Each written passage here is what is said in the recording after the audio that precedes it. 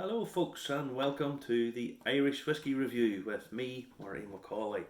I hope you're safe and well and managing to get by in these weird and wonderful times. So, we're here tonight with Grace O'Malley. I always want to say Grace O'Malley, O'Malley the alley cat. I don't know why. So Grace O'Malley. Let's see. Now we've reviewed the rum cask. This is the Dark Char Irish whiskey, bottled at 42%. Uh, Again, it's a limited edition, but this is bottle 3,399. So, limited to how many, I'm not sure, but I'm sure I could probably go on and find out from somewhere.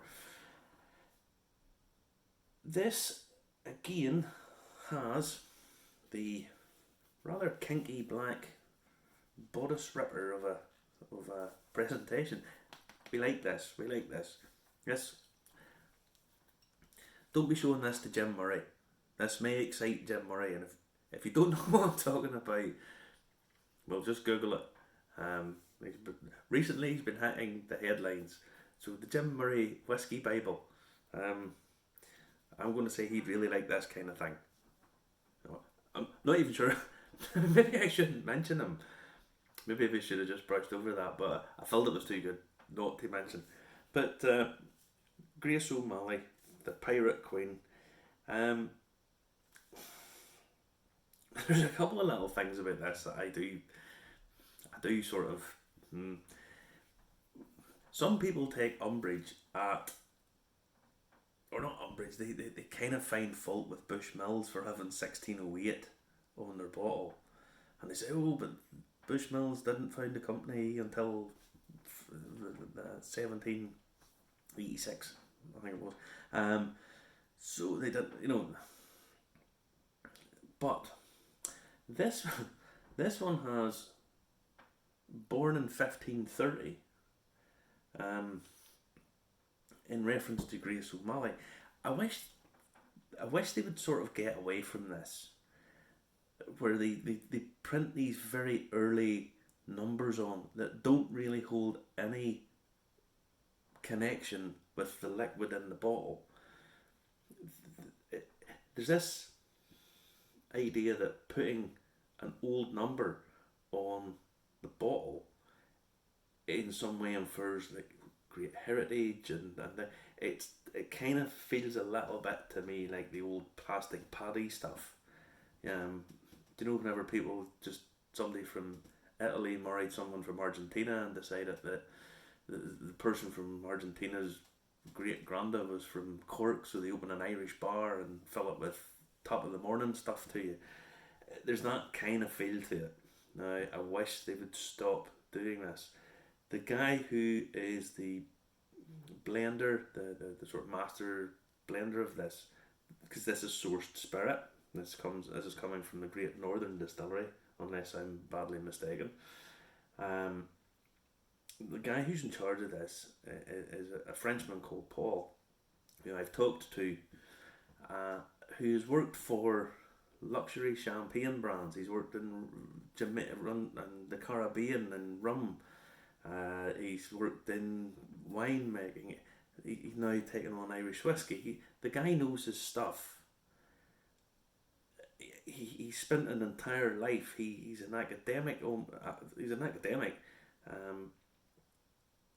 doing his alcohol, his spirits, his wines, his thing. So he knows what he's doing. Don't overdo the plastic paddy. Plastic paddies. What would you have for whiskey? I should have thought of this before I come on. I should do a bit more prep work for these before I come on. But we don't. Unfortunately, sort of just wing it. But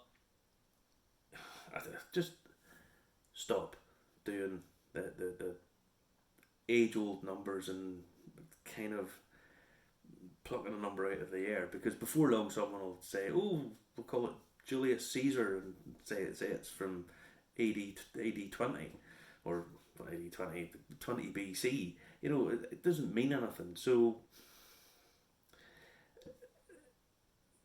try and get away from it. I think I love the presentation. I love this. I think this is really, really good. I've said that a few times already, and this we're only sort of 5 minutes in. But this is really good. But just get away from these numbers.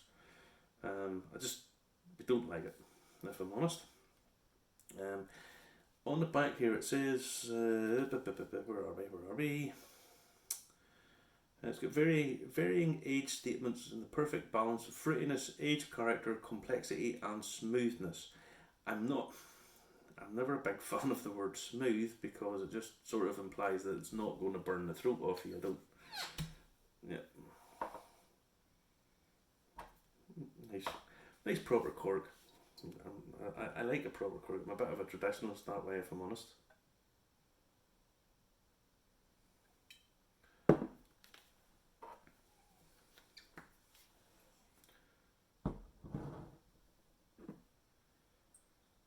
Colour wise,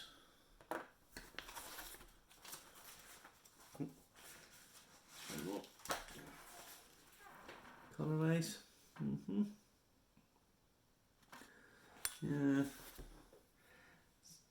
quite light in colour. Doesn't say. Let me see. Ah, yeah, there's caramel colouring in it, but there's not a lot. Yeah.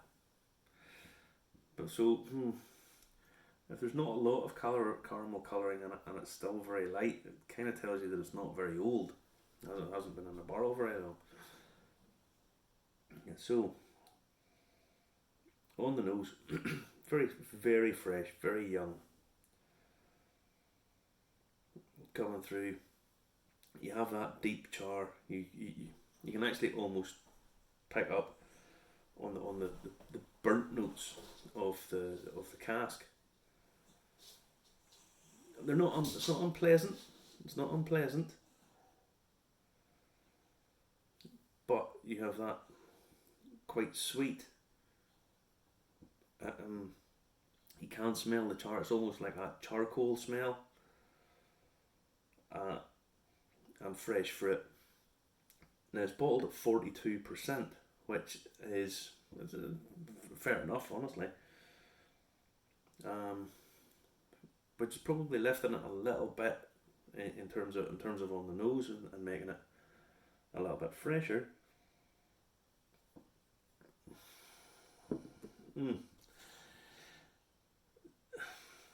It's okay. It's okay on the nose. It's not blowing me away by any means. But no, there's a slight.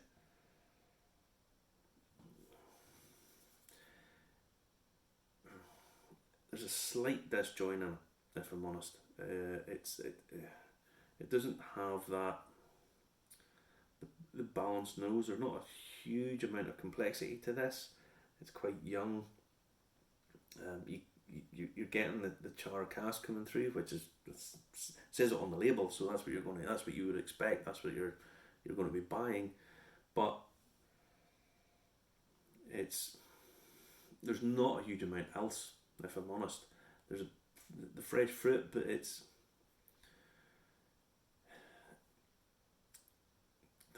almost like a cherry scone coming through, and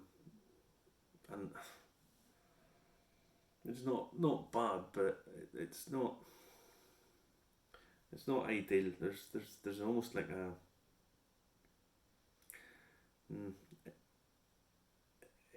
it's cherry, but it's not a rich cherry. It's quite the glacé cherry type, sort of saccharine, sweet, mixed with that sort of almost burnt charcoal thing, and it's not really working for me on that level anyway.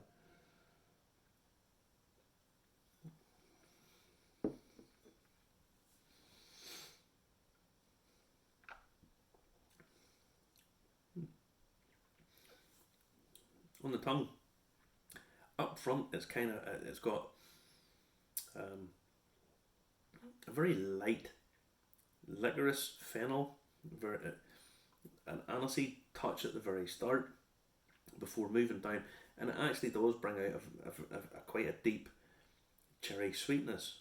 On the nose, it's not really working on the tongue. It works an awful lot better. It works much better on the arrival. But when you go through it again, there's a decent finish to this. It's got quite a nice body to it, and that's coming from the double distilled spirit. Yeah, it's much better on the palate than it is in the nose. It works because it's got a nice body to it that works and coating your mouth and coating tongue and standing up for itself. A bit like Grace O'Malley herself, probably. As you go through, the charcoal, the is still there. It's not an acrid burnt taste. It's that kind of charcoal wood that's been burnt and has sat for a while. It's not unpleasant on the tongue because it gives a sort of wood note that the deep char is bringing out. The vanilla's not as pronounced. It's gone sort of beyond the vanilla. There's a bit of vanilla there, but it's kind of gone beyond that and bringing out the wood of it that has been sacrificed, if you like. On the nose, it's really not working for me on the nose.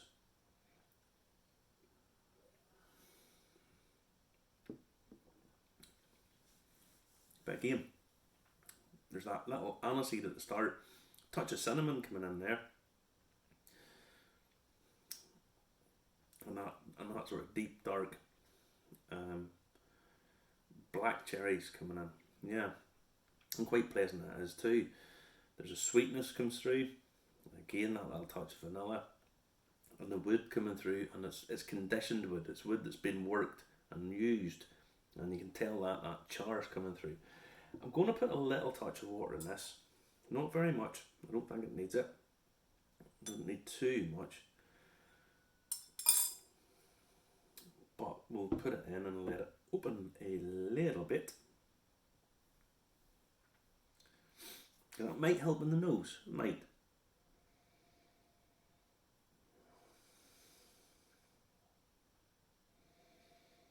And it does to an extent. It's brought a little bit more of a note out in it.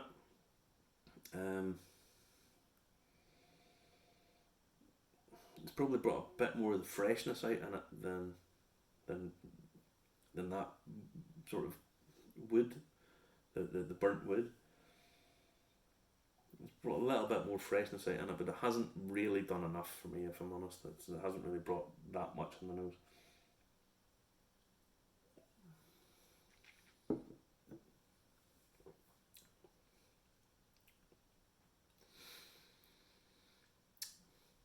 It's made it a little worse actually on the tongue.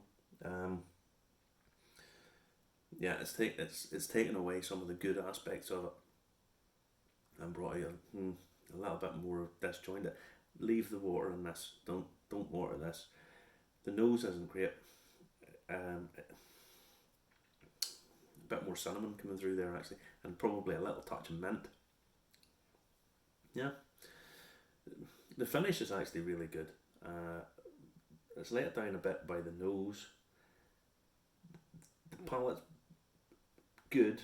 It's okay. The finish is actually probably the best aspect of it, other than the rather kinky dressing that it's on. But it's £60 a bottle,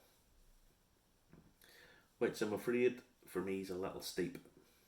It's a bit too pricey. So in terms of price, it's a bit overpriced. The nose I don't particularly like, if I'm honest. Palate's okay, finish is okay. Finish is good. So it's sort of rescued a bit by the finish. If I had to mark it, it's not getting the point for value for money. Um, 5 out of 10 is where we're at with it. Uh, unfortunate, but I think there's probably better things to come from these guys, because I have confidence in Paul, who when I talk to him, he's quite an impressive guy. Certainly his CV is very good, and I think he'll bring something to the Irish whiskey brand, if you like. But with this, I think could do better. So 5 out of 10. But we do like the Boris Ripper. Jim, don't get near it. Jim Murray, please don't get near it. Okay, all right, folks. Stay safe and all the best, and I'll catch you again soon.